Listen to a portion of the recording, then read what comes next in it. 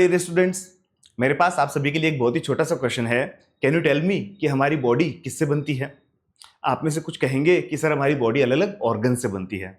Then organs किससे बनते हैं? Some of you will probably tell that organs are made up of tissues.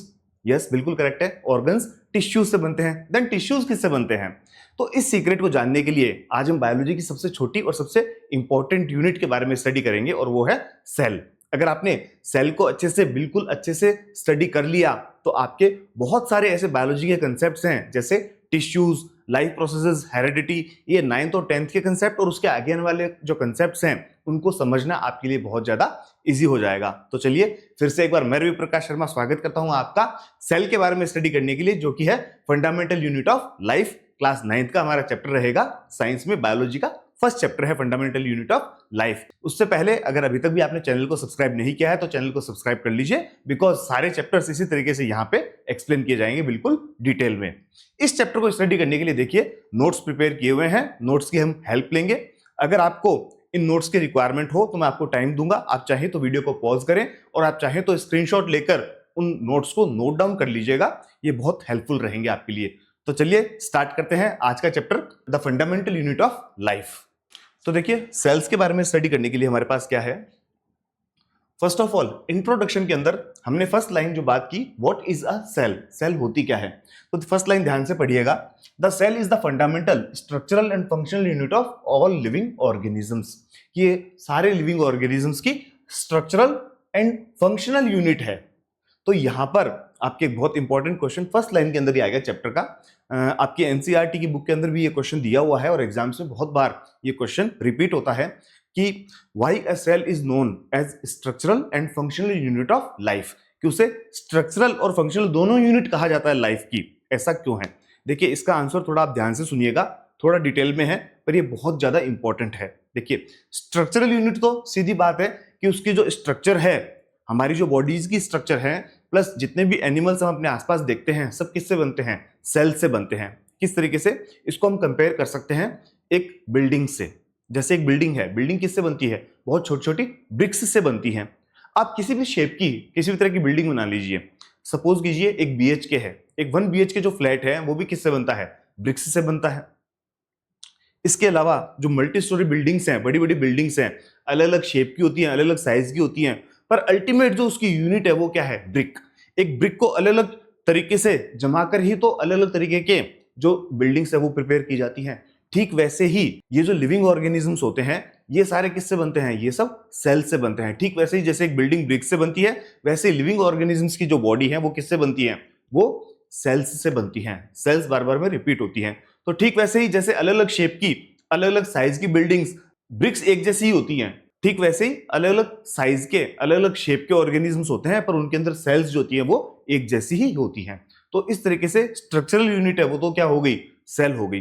Functional unit क्यों कहा जाता है? फंक्शनल यूनिट देखिए मैं आपको बताऊं इसलिए कहा जाता है, हम लिविंग ऑर्गेनिजम्स के अंदर आते हैं। लिविंग ऑर्गेनिजम्स के अंदर क्यों शो किया जाता है भाई हमें? क्योंकि हम कुछ ऐसे कैरेक्टरिस्टिक्स शो करते हैं जो सिर्फ लिविंग ऑर्गेनिज्म शो करते हैं। लाइक वी नीड फूड, हमें फूड की रिक्वायरमेंट होती है, हम गैसेस का एक्सचेंज करते हैं, हमारे अंदर एनर्जी का प्रोडक्शन होता है, हम रिप्रोडक्शन करते हैं।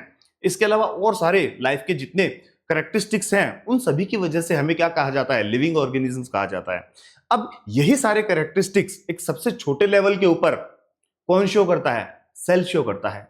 ठीक जैसे हमें फूड की रिक्वायरमेंट होती है, न्यूट्रिशन की रिक्वायरमेंट होती है, वही रिक्वायरमेंट एक सेल को होती है। जिस तरीके से हम गैसेस का एक्सचेंज करते हैं, ठीक उसी तरीके से सेल्स होती हैं वो भी गैसेस का एक्सचेंज करती हैं। जिस तरीके से हम वेस्ट मटेरियल प्रोड्यूस करते हैं, ठीक वैसे ही सेल्स भी वेस्ट मटेरियल प्रोड्यूस करती हैं। जैसे हम रिप्रोड्यूस करते हैं वैसे ही सेल्स भी और नई सेल्स प्रोड्यूस करती हैं। तो कहने का मतलब जो लिविंग कैरेक्टरिस्टिक्स हम शो करते हैं सबसे छोटे लेवल पर, वही कैरेक्टरिस्टिक्स जो है वो एक सेल शो करती है, इसीलिए उसे फंक्शनल यूनिट भी कहा जाता है। तो ये हो गया आपका structural and functional unit of all living organisms. ये ब्रिक वाला जो मैंने आपको एक्सप्लेन कर दिया। अब हम बात करते हैं, देखिए historical timeline of cell discoveries. That means कि अलग अलग टाइम पे अलग अलग जो साइंटिस्ट हुए उन्होंने किस तरीके से सेल्स की डिस्कवरी करी और सेल के बारे में क्या क्या उन्होंने वर्ड को बताया, वो सारा हमने एक जगह कलेक्ट कर रखा है। देखिए सबसे पहले जो कंट्रीब्यूशन आता है वो आता है रॉबर्ट हुक का। इनका ईयर था 1665 और इन्होंने क्या किया, इन्होंने सबसे पहले सेल की डिस्कवरी की। और की क्या, वो एक्सीडेंटली हुई थी। कैसे हुई थी, इन्होंने अपना एक छोटा सा माइक्रोस्कोप बना रखा था, खुद ही बनाया था इन्होंने, और उसकी हेल्प से इन्होंने जो कॉर्क होती है, कॉर्क क्या होती है, एक ट्री की जो बार्क होती है उससे कॉर्क नाम का सब्सटेंस बनता है, उस कॉर्क को इन्होंने अपने बनाए हुए एक प्रिमिटिव माइक्रोस्कोप के अंदर ऑब्जर्व किया। जब उन्होंने उसमें ऑब्जर्व किया तो उनको उसमें हनीकॉम्ब जैसी, एक मधुमक्खी का जो छत्ता होता है, हनीकॉम्ब जो होता है, उसके जैसी स्ट्रक्चर दिखाई दी और उसमें छोटे छोटे छोटे छोटे खूब सारी यूनिट्स दिखाई दी। उन यूनिट्स को इन्होंने नाम दिया सेल। तो देखने में तो ये एक बहुत छोटी बात लगती है, बट ये बायोलॉजी के लिए ये एक बहुत बड़ा माइलस्टोन था, बिकॉज ये फर्स्ट टाइम था जब किसी ने ये देखा कि जो लिविंग ऑर्गेनिजम्स होते हैं वो छोटी छोटी यूनिट्स से बनते हैं। और उन यूनिट्स को इन्होंने क्या नाम दिया, सेल। लैटिन लैंग्वेज में सेल जो वर्ड है उसका मतलब होता है एक छोटा रूम या कंपार्टमेंट। तो इन्होंने सेल नाम वहां से दिया। और सेल नाम देखिए, आज भी बायोलॉजी के अंदर हम सेल नाम ही काम में लेते हैं। तो ये बहुत इंपॉर्टेंट इनकी डिस्कवरी थी। चलिए उसके बाद आगे चलते हैं। उसके बाद 1674 में एंटोन वॉन ल्यूवेनहॉक इन्होंने एक थोड़ा इंप्रूव्ड माइक्रोस्कोप काम में लिया और सबसे पहले फ्री लिविंग सेल्स को इन्होंने ऑब्जर्व किया वाटर के अंदर। जो रॉबर्ट हुक ने किया था वो तो उन्होंने कॉर्क के अंदर कंबाइंड सेल्स देखी थी खूब सारी, ठीक है। यहां इन्होंने क्या किया, इन्होंने free living cells pond water के अंदर जैसे बैक्टीरिया वगैरह, इनको सबसे पहले ऑब्जर्व किया। किसने, ल्यूवेनहॉक ने। ल्यूवेनहॉक के बाद रॉबर्ट ब्राउन आए 1831 में। 1831 में इन्होंने कुछ डिस्कवरी की और ये बताया कि हर सेल के अंदर एक न्यूक्लियस प्रेजेंट होता है। न्यूक्लियस की डिस्कवरी की और उसका नाम न्यूक्लियस रखा। किसने, रॉबर्ट ब्राउन 1831 में। देन उसके बाद पुरकिंजे 1839 में पुरकिंजे ने जो न्यूक्लियस के चारों तरफ जो सेल के अंदर लिक्विड होता है उसका नाम दिया protoplasm. coined the term protoplasm for the fluid substance of the cell। Cell के अंदर जो भी फ्लूइड है उसका नाम इन्होंने क्या रखा, प्रोटोप्लाज्म।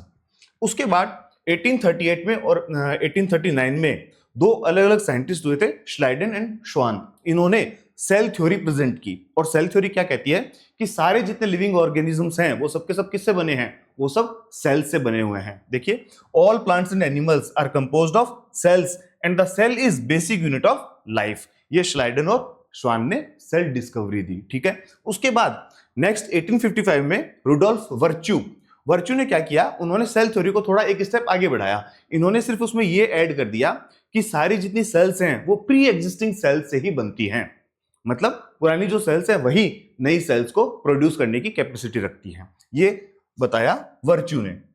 उसके बाद 1940 तक इलेक्ट्रॉन माइक्रोस्कोप की डिस्कवरी हुई। देखिए, इसमें किसी पर्टिकुलर साइंटिस्ट का नाम नहीं है, बिकॉज ये डिस्कवरी जो थी वो अलग अलग साइंटिस्ट के स्टेप बाय स्टेप जो कंटिन्यूअस डिस्कवरीज थी उनका एक कंबाइंड रिजल्ट था, ठीक है। इलेक्ट्रॉन माइक्रोस्कोप, इसकी हेल्प से एक सेल के अंदर जितने अलग अलग सेल ऑर्गेनल्स होते हैं उनकी सारी अच्छे से स्टडी की गई। तो ये सारा कुछ था, कुछ अलग अलग जो बायोलॉजिस्ट थे, जो साइंटिस्ट थे, उनका कॉन्ट्रीब्यूशन सेल बायोलॉजी के अंदर, ठीक है। अब इसके बाद बात करते हैं यूनिसेल्युलर वर्सेस मल्टीसेल्युलर ऑर्गेनिजम्स। यहां पे ऑर्गेनिजम्स को कैटेगराइज किया गया है on the basis of number of cells present in them, उनके अंदर सेल्स कितनी होती है। देखिए, कई बार क्या होता है कि कुछ ऑर्गेनिजम्स ऐसे होते हैं जिनके अंदर एक सेल होती है और वही पूरे ऑर्गेनिज्म का फंक्शन परफॉर्म करती है। दैट मींस कुछ ऑर्गेनिजम्स होते हैं एक ही सेल के बने होते हैं, उन्हें हम नाम देते हैं यूनिसेल्युलर ऑर्गेनिजम्स। वहीं दूसरी तरफ कुछ ऑर्गेनिजम्स ऐसे होते हैं जिनकी बॉडी के अंदर मिलियंस ऑफ सेल्स होती हैं एक साथ, ठीक है, वो होते हैं मल्टी सेल्युलर ऑर्गेनिजम्स। यूनि जो वर्ड है उसका मतलब क्या होता है, यूनि वर्ड का मतलब होता है सिंगल, तो सिंगल सेल के बने हुए ऑर्गेनिजम्स वो होंगे यूनिसेल्युलर ऑर्गेनिजम्स। और मल्टी मींस मैनी, तो जिनके अंदर बहुत सारी सेल्स होती हैं वो होते हैं मल्टी सेल्युलर। अब इनके अंदर जो हम डिफरेंशिएट करेंगे वो किस बेसिस पे करेंगे, सबसे पहले सेल काउंट, इस सेल की काउंटिंग कितनी है। देखिए, इसमें सिंगल सेल और इसमें composed of many cells grouped together. उसके बाद फंक्शनिंग यूनिसेल्युलर ऑर्गेनिजम्स जो होते हैं उनके अंदर एक ही सेल होती है और वो लाइफ के सारे फंक्शन परफॉर्म करती है। वही न्यूट्रिशन के लिए फूड लेती है, वही गैसेस का एक्सचेंज करती है, और जब न्यूट्रिशन प्रोसेस कंप्लीट हो जाती है तो उसके बाद जो वेस्ट प्रोडक्ट्स होते हैं वही सेल एक्सक्रीट भी करती है। जबकि मल्टीसेल्युलर ऑर्गेनिजम्स में ऐसा नहीं होता, उनके अंदर डिवीजन ऑफ लेबर होता है। दैट मींस अलग अलग फंक्शंस परफॉर्म करने के लिए अलग अलग सेल्स रेस्पॉन्सिबल होती हैं, ठीक है। उसके बाद बात करें लाइफ स्पैन, जनरली यूनिसेल्युलर जो ऑर्गेनिजम्स होते हैं इनके लाइफ स्पैन शॉर्ट होते हैं, जबकि मल्टीसेल्युलर ऑर्गेनिजम्स के जनरली लॉन्गर होते हैं। ये जनरली बात है, ठीक है, ये बिल्कुल हार्ड एंड फास्ट रूल नहीं है कोई। उसके बाद बात करें एग्जाम्पल्स, यूनिसेल्युलर के जो एग्जाम्पल्स हैं उनमें हम बात कर सकते हैं अमीबा है, क्लेमाइडोमोनास है, पैरामीशियम है, बैक्टीरिया है। और मल्टीसेल्युलर के अंदर तो आप चाहे जितने प्लांट्स और एनिमल्स के नाम आप ले सकते हैं, ठीक है।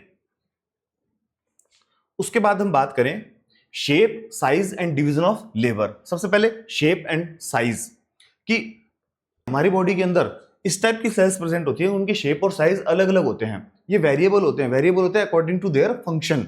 उनके शेप और साइज ज्यादातर उनके फंक्शन के ऊपर डिपेंड करते हैं, ठीक है। सबसे पहले जैसे बात करें अमीबा, अमीबा की क्या शेप होती है? अमीबा की कोई शेप ही नहीं होती, वो तो अपनी शेप चेंज करता रहता है। और क्यों करता है? बिकॉज उसे अपना फूड एंगल्फ करना होता है उसके लिए। तो amoeba has a constantly changing shape. इसके अलावा नर्व सेल्स का एग्जांपल दिया गया है न्यूरॉन्स, उनकी फिक्स्ड शेप होती है और वो किस तरह की होती है? लॉन्ग होती है, ब्रांच्ड होती है। क्यों? क्योंकि लॉन्ग सेल्स होंगी तभी जो सिग्नल्स है उनको इजीली वो कंडक्ट कर पाएंगे एक प्लेस से दूसरे प्लेस तक। तो मतलब सेल्स का जो शेप और साइज है वो ज्यादातर उनके फंक्शन के ऊपर डिपेंड करता है, ठीक है। ये आपके चैप्टर के अंदर बताया गया है।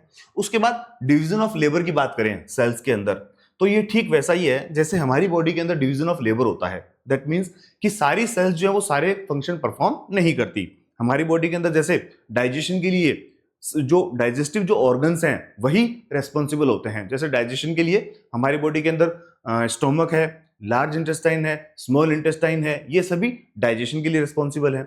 एक्सक्रीशन के लिए किडनीज हैं। तो कहने का मतलब यह है कि अलग अलग फंक्शन परफॉर्म करने के लिए अलग अलग ऑर्गन्स होते हैं। ठीक उसी तरह एक सेल के अंदर भी अलग अलग फंक्शन परफॉर्म करने के लिए अलग अलग ऑर्गेनल्स होते हैं। उसमें छोटी छोटी स्ट्रक्चर्स होती है जिन्हें सेल ऑर्गेनल्स कहा जाता है, ठीक है। उनमें ठीक वैसे ही जैसे हमारी बॉडी के अंदर सब्सटेंसेस प्रोड्यूस करने के लिए अलग ऑर्गन्स होते हैं, तो वहां भी सब्सटेंसेस प्रोड्यूस करने के लिए अलग से ऑर्गेनल्स होते हैं।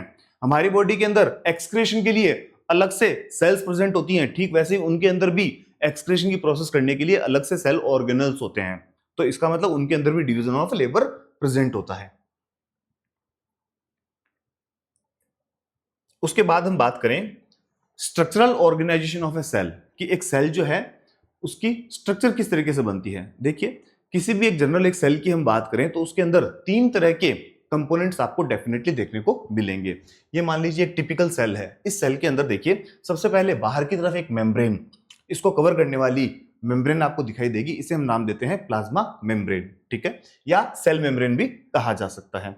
देन सेकंड थिंग कि हर सेल के सेंटर में, लगभग सेंटर के अंदर आपको एक गोल न्यूक्लियस दिखाई देगा, ठीक है, राउंड शेप का लगभग एक न्यूक्लियस हमेशा दिखाई देगा। तो सेकंड कंपोनेंट हो गया इसका न्यूक्लियस। एंड नंबर 3, जो ये न्यूक्लियस है और सेल मेम्ब्रेन है उसके बीच में जो एक आपको फ्लूइड दिखाई देगा, इसे हम नाम देते हैं साइटोप्लाज्म, जिसे पुरकिंजन ने प्रोटोप्लाज्म कहा था, ठीक है। तो ये 3 बेसिक कंपोनेंट होते हैं हर सेल के अंदर। अब हम वन बाय वन इसको स्टडी करते हैं। सबसे पहले हम बात करते हैं प्लाज्मा मेम्ब्रेन की, थोड़ी डिटेल में बात करते हैं कि प्लाज्मा मेम्ब्रेन के कैरेक्टरिस्टिक्स क्या होते हैं। देखिए, it is the outermost covering of the cell that separates the component of cell from its external environment. एक सेल के अंदर के जो कंपोनेंट्स है उसको बाहर के एनवायरनमेंट से अलग करने के लिए तो डेफिनेटली एक सेल को कवर करती है, तो यही फंक्शन ये परफॉर्म करती है। इसके अलावा स्ट्रक्चर की बात करें तो स्ट्रक्चर इसकी फ्लेक्सिबल होती है, थोड़ी ये फ्लेक्सिबल है। And it is made up of organic molecules called lipids and proteins. ये किससे बनती है? लिपिड्स और प्रोटीन्स की बनी होती है। ये आप याद रखिएगा कि एक जो सेल मेम्ब्रेन है वो किससे बनती है? लिपिड्स और प्रोटीन्स से। देन सेलेक्टिवली परमेबल मेम्ब्रेन, ये एक बहुत और इंपॉर्टेंट क्वेश्चन आ गया कि why is cell membrane is called selectively permeable membrane. इसका रीजन ये है कि सेल मेम्ब्रेन जो है ये कुछ सब्सटेंसेस को अलाउ करती है अपने सेल के अंदर आने देना और कुछ को बाहर जाने देना, जबकि कुछ को ये रोक देती है, प्रिवेंट करती है, ये अंदर बाहर उनका एक्सचेंज नहीं होने देती। तो कुछ को अलाउ करती है और कुछ को नहीं करती, तो इसलिए ये सेलेक्ट करती है, इसलिए सेलेक्टिवली परमिएबल मेम्ब्रेन। परमिएबल में मतलब कि जिसमें से आना जाना हो सके, और सेलेक्टिवली मतलब सेलेक्ट करके अंदर जो इनका एक्सचेंज है सब्सटेंसेस का वो होने देती है, इसलिए इसे सेलेक्टिवली परमिएबल मेम्ब्रेन कहा जाता है। अब हम बात करते हैं transport across the plasma membrane. Plasma membrane के अंदर से सब्सटेंसेस का ट्रांसपोर्ट किस तरीके से होता है। तो ये मोस्टली हम यहाँ दो प्रोसेसेस स्टडी करेंगे। नंबर 1 है डिफ्यूजन और नंबर 2 है ऑस्मोसिस। पहले डिफ्यूजन की बात करते हैं। डिफ्यूजन देखिए, जब 9th क्लास में हमने फर्स्ट चैप्टर केमिस्ट्री का स्टडी किया था तो वहां भी हमने डिफ्यूजन का स्टडी किया था कि सब्सटेंसेस जो होते हैं उनकी मूवमेंट होती है, ठीक है, मॉलिक्यूल्स की मूवमेंट होती है हायर कंसंट्रेशन से लोअर कंसंट्रेशन की तरफ, अपने आप जो मूवमेंट होती है उसे हम नाम देते हैं डिफ्यूजन। तो देखिए diffusion, the spontaneous movement of a substance from a region of high concentration to a region of low concentration is known as diffusion. ठीक है, सेल्स के अंदर भी होता है। किस तरीके से होता है? एग्जाम्पल के लिए हम बात करें, लंग्स के अंदर जब ब्लड जाता है तो वहां पर ब्लड जो है ब्लड वेसल्स के अंदर होता है और बाहर जो लंग्स के अंदर है ऑक्सीजन ज्यादा प्रेजेंट है, जबकि वो जो ब्लड आ रहा है पीछे से उसके अंदर ऑक्सीजन कम है। तो इसलिए ऑक्सीजन अपनी हायर कंसंट्रेशन से लोअर कंसंट्रेशन की तरफ अपने आप मूव करती है। ठीक इसी तरीके से जो ब्लड आया उसमें कार्बन डाइऑक्साइड ज्यादा है और बाहर जो एयर है उसमें कार्बन डाइऑक्साइड कम है, तो इसलिए कार्बन डाइऑक्साइड सेल से बाहर आ जाती है डिफ्यूजन की प्रोसेस से। तो ये डिफ्यूजन होता है जिसके अंदर क्या होता है, सब्सटेंसेस हायर कंसंट्रेशन से लोअर कंसंट्रेशन की तरफ मूवमेंट करते हैं। ऑक्सीजन और कार्बन डाइऑक्साइड ये यहां पर एक्सप्लेन किया गया है। ठीक है, उसके बाद बात करते हैं ऑस्मोसिस। ये थोड़ा आपके लिए नया है, ध्यान से सुनिएगा। ऑस्मोसिस भी क्या होता है, हायर कंसंट्रेशन से लोअर कंसंट्रेशन की तरफ ही मूवमेंट होता है, पर यहां पे सब्सटेंस फिक्स होता है। कौन सा सब्सटेंस? वाटर। वाटर का जो मूवमेंट होता है उसकी हायर कंसंट्रेशन से लोअर कंसंट्रेशन की तरफ, और वो भी एक परमेएबल मेम्ब्रेन में से, then it is called osmosis. तो ऑस्मोसिस देखिए definition, the passage of water from a region of high water concentration, जहां पे वाटर की कंसंट्रेशन हाई है वहां से, through a selectively permeable membrane to a region of low water concentration. और कब तक होता है? अंटिल इक्विलिब्रियम इज रीच्ड, जब तक कि दोनों तरफ इक्वल नहीं हो जाए वाटर। ठीक है, मतलब कहने का कि एक सिलेक्टिवली परमेएबल मेम्ब्रेन है, उसमें से वाटर अपनी हाई कंसंट्रेशन से लो कंसंट्रेशन की तरफ जाता है, और तब तक जाता है जब तक दोनों तरफ कंसंट्रेशन बराबर नहीं हो जाए, वाटर दोनों तरफ बराबर नहीं हो जाए। तो ये उसकी जो मूवमेंट है उसे कहा जाता है ऑस्मोसिस।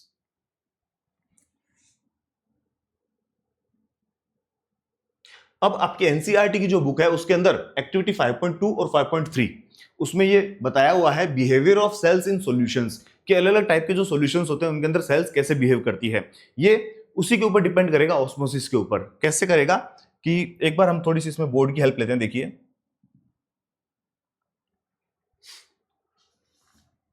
मान लीजिए आपने कोई एक बीकर है, उस बीकर के अंदर एक सॉल्यूशन लिया है। आपने किसी भी बीकर के अंदर एक सॉल्यूशन लिया है, उस सॉल्यूशन के अंदर ये सॉल्यूशन काफी डाइल्यूट है। डाइल्यूट होने का मतलब क्या है? डाइल्यूट होने का मीनिंग ये है कि इसके अंदर वाटर की कंसंट्रेशन बहुत हाई है। वाटर की कंसंट्रेशन हाई है, अब इसके अंदर आप एक सेल रिलीज कर दीजिए। आपने एक सेल को यहां पे प्लेस कर दिया, आपने एक सेल को प्लेस कर दिया उस सॉल्यूशन के अंदर जिसमें वाटर की कंसंट्रेशन बहुत हाई है, इसलिए वो क्या है? डाइल्यूट है। अब वाटर की कंसंट्रेशन बाहर ज्यादा है और सेल के अंदर वाटर की कंसंट्रेशन है कम, तो वाटर की मूवमेंट होगी किससे? ऑस्मोसिस की प्रोसेस से। और किस साइड से किस साइड होगी? हाई कंसंट्रेशन से लो कंसंट्रेशन की तरफ। मतलब वाटर जो है वो यहां से सॉल्यूशन में से जाएगा सेल के अंदर, और अंदर की तरफ जा रहा है, इसलिए इसे नाम देते हैं एंडोस्मोसिस।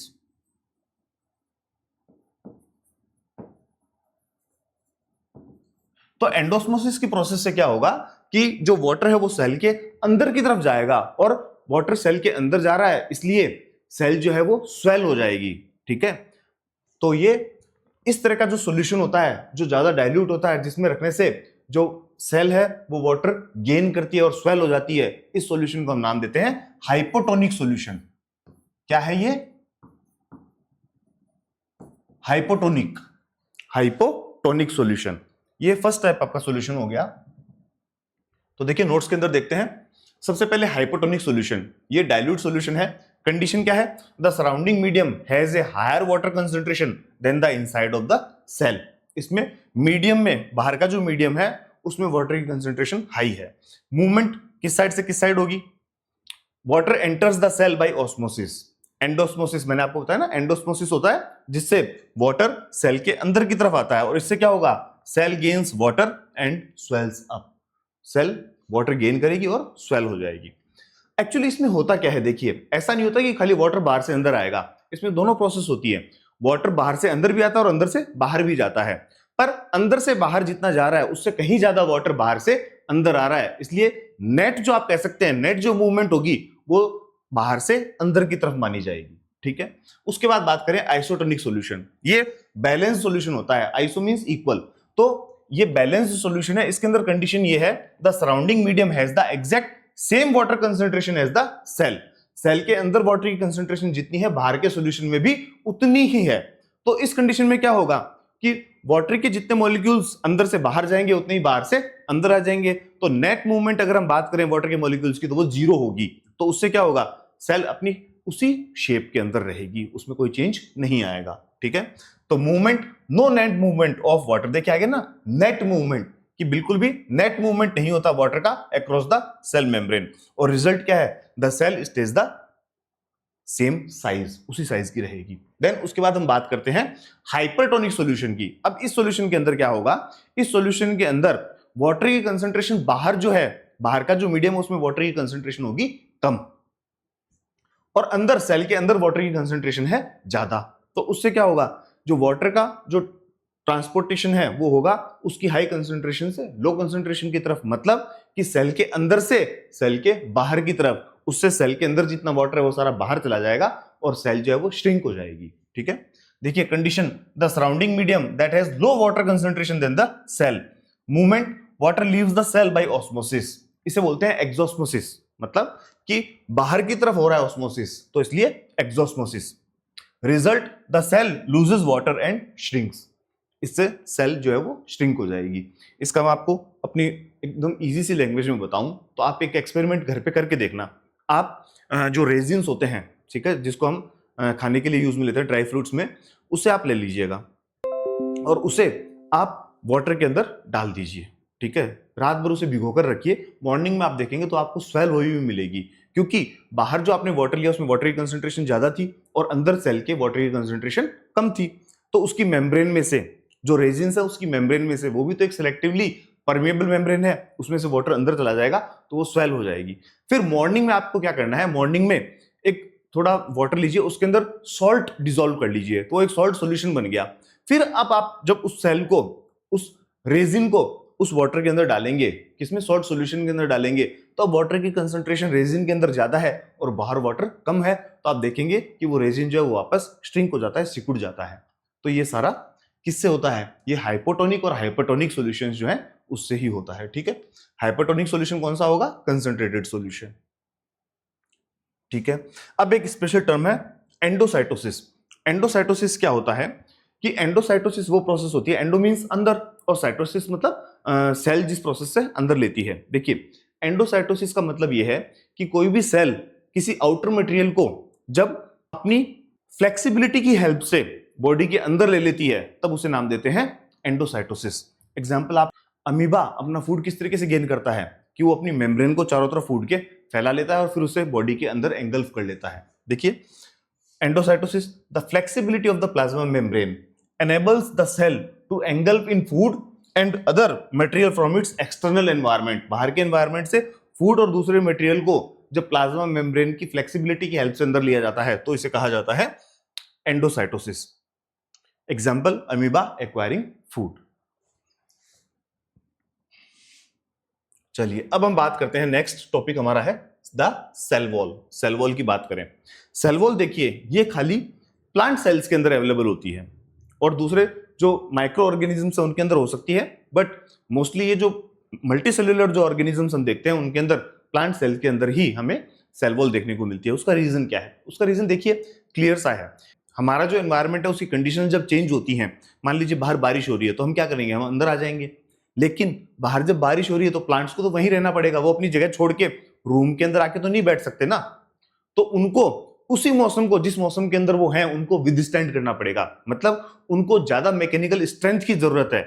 उनको, मान लीजिए उनके आसपास पानी भर गया तो वो अंदर थोड़ी आ जाएंगे, घर के अंदर थोड़ी आ जाएंगे, तो उसके लिए उनको उसी वाटर को सहन करना पड़ेगा और उसको सहन करने के लिए नेचर ने उन्हें अलग से प्रोटेक्शन प्रोवाइड की है। किस फॉर्म में, सेल वॉल की फॉर्म में। और ये सेल वॉल क्या होती है, हर सेल के अंदर, उनके अंदर एक प्रोटेक्शन की लेयर प्रेजेंट होती है, उसे बोलते हैं सेल वॉल। किसमें, प्लांट सेल्स के अंदर। देखिए बात करते हैं, present only in plant cells, fungi and bacteria.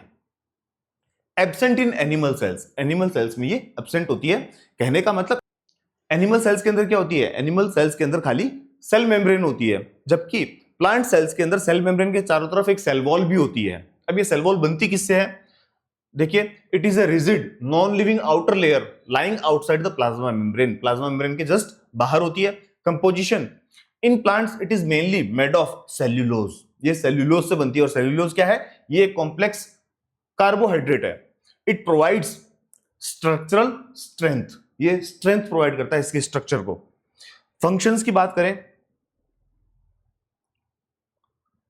Cell wall की फंक्शंस की बात करें तो देखिए, it provides structural support, shape and rigidity to plant cells, plant cells को शेप रिजिडिटी प्रोवाइड करने का फंक्शन प्रोवाइड करता है cell wall. Withstanding hypotonic media, hypotonic media अभी मैंने आपको बताया था कि अक्सर प्लांट वगैरह के आसपास क्या होता है, वाटर मान लीजिए ज्यादा हो गया तो उस कंडीशन में क्या होगा, वो अपनी जगह तो छोड़ नहीं सकते, वो तो एक जगह स्टेशनरी है, तो इसलिए वो जब जगह नहीं चेंज कर सकते तो वाटर जो है उससे ऑस्मोसिस होगा, एंडोस्मोसिस, और उसकी वजह से सेल्स स्वेल होती जाएंगी और उससे बस्ट हो जाएंगी। तो इससे बचने के लिए उनके अंदर सेल वॉल प्रेजेंट होती है। It allows plant fungal and bacterial cell to withstand very dilute hypotonic external media without bursting, burst होने से बचाने के लिए। As water enters the cell swells, जब वाटर एंटर होता है तो सेल स्वेल तो होगी, and builds up pressure against the wall, और वो सेल वॉल पर प्रेशर लगाती है। अब सेल वॉल क्या करता है, cell wall exerts an equal pressure against the swollen cell, वो उतना का उतना प्रेशर वापस लगा देता है जिससे दोनों साइड के प्रेशर बैलेंस हो जाते हैं और सेल जो है वो बर्स्ट नहीं होती। ठीक है, तो ये रप्चर नहीं होती। चलिए, ये इसका एक इंपॉर्टेंट फंक्शन हो गया। उसके बाद बात करें प्लाज्मोलाइसिस। प्लाज्मोलाइसिस क्या है, देखिए अभी हमने बात की कि हमने सेल को किस में रखा, हमने इसको हाइपोटोनिक मीडियम में रखा। हाइपोटोनिक मीडियम में रखा तो वाटर की कंसंट्रेशन बाहर ज्यादा है, तो वो क्या करेगा, वाटर को अंदर एब्जॉर्ब करेगा। पर सपोज कीजिए हमने इसको हाइपरटोनिक में रख दिया, तब क्या होगा, हाइपरटोनिक के अंदर तो सेल के अंदर वाटर की कंसंट्रेशन ज्यादा है और बाहर के मीडियम में वाटर की कंसंट्रेशन कम है, तो अब क्या होगा, अब एक्सोस्मोसिस होगा, जिससे सेल का जो वाटर है वो बाहर की तरफ जाएगा। अब बाहर की तरफ जाएगा तो देखिए सेल वॉल तो रिजिड है, वो डेड लेयर है, तो वो तो उसमें तो कोई चेंज आने से रहा। पर प्लाज्मा मेम्ब्रेन है, उसका क्या होगा कि जैसे जैसे सेल का वाटर बाहर जाता जाएगा वैसे वैसे प्लाज्मा मेम्ब्रेन तो श्रिंक होती जाएगी, सिकुड़ती जाएगी, मतलब सेल वॉल अपनी जगह पे रहेगी और उसके अंदर प्लाज्मा मेम्ब्रेन श्रिंक होती जाएगी। तो ये वाली जो प्रोसेस है इसे हम नाम देते हैं प्लाज्मोलाइसिस। ये है बहुत इंपॉर्टेंट कंसेप्ट है प्लाज्मोलाइसिस। देखिए definition, when a living cell या when a living plant cell loses water through osmosis, जब ऑस्मोसिस से उसमें से वाटर बाहर निकलता है in a hypertonic solution, there is a shrinkage और contraction of the contents of the cell away from the cell wall, उसके अंदर के जो भी मटेरियल है वो सेल वॉल से दूर मतलब अंदर की साइड श्रिंक होते हैं। This phenomena is known as plasmolysis. अब इसमें देखिए plasmolysis occurs only in living cells, सिर्फ लिविंग सेल्स में ये हो सकता है, डेड सेल्स ये प्लाज्मोलाइसिस शो नहीं करती। ठीक है, क्योंकि उनके अंदर ऑस्मोसिस से वाटर का एक्सचेंज नहीं होता। तो आज की क्लास हम यहीं तक रखेंगे। अभी मैंने आपसे कहा था कि मैं आपको टाइम दूंगा इनके स्क्रीनशॉट लेने का। देखिए ये बहुत इंपॉर्टेंट नोट्स हैं, आप इनके स्क्रीनशॉट ले लीजिए या फिर वीडियो को पॉज करके इन्हें नोट डाउन कर लीजिए, जैसा भी आपको सूटेबल लगे, जैसा भी आपको कन्वीनियंट लगे। एक स्क्रीनशॉट आप यहां ले लीजिए। उसके बाद ये हिस्टोरिकल जो टाइमलाइंस हैं ये इंपॉर्टेंट है, यहां लीजिए।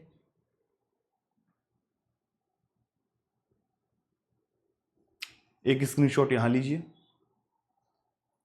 यूनिसेल्युलर एंड मल्टीसेल्युलर ऑर्गेनिजम्स, इनके बीच में डिफरेंसेस,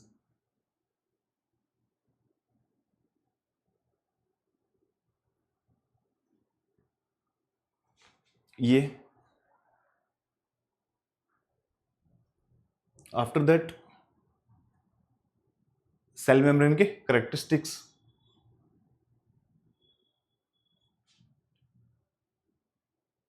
ये ट्रांसपोर्टेशन कैसे होता है प्लाज्मा मेम्ब्रेन में, मतलब डिफ्यूजन और ऑस्मोसिस। ये सबसे इंपॉर्टेंट पेज है, देखिए हाइपोटोनिक, आइसोटोनिक और हाइपोटोनिक सॉल्यूशंस, इनका स्क्रीनशॉट ले लीजिए आप। सेल वॉल,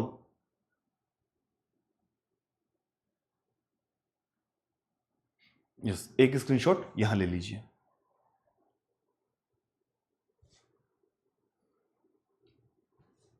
तो चलिए, इसी के साथ आज की हमारी क्लास कंप्लीट होती है। अगली क्लास के अंदर बहुत जल्द हम आपसे मिलेंगे, जब हम अलग अलग सेल्स के ऑर्गेनल्स के बारे में वन बाय वन डिटेल में बिल्कुल स्टडी करेंगे। आज की वीडियो अगर आपको अच्छी लगी है, पढ़ा हुआ समझ में आया है, तो वीडियो को लाइक कीजिए, शेयर कीजिए और चैनल को सब्सक्राइब तो जरूर करके रखिए। बहुत जल्द मिलते हैं आपसे दोबारा, तब तक के लिए गुड बाय, जय हिंद, जय भारत।